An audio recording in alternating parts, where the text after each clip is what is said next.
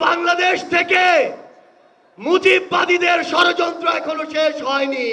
আবারো নতুন করে মুজিববাদী ভারতপন্থী শক্তিগুলো এখন সক্রিয় হচ্ছে।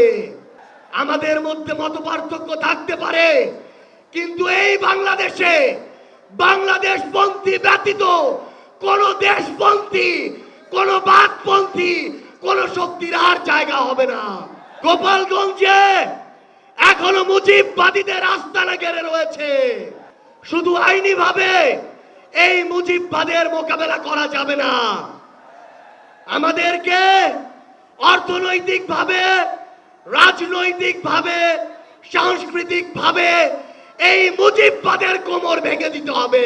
খুনি হাসিনার বিচারের রায়ের কার্যকর আমরা দেখতে চাই। মুজিববাদের প্রশ্নে, এই স্বৈরাচারের প্রশ্নে অভ্যুত্থানের সকল শক্তিকে ঐক্যবদ্ধ থাকতে হবে।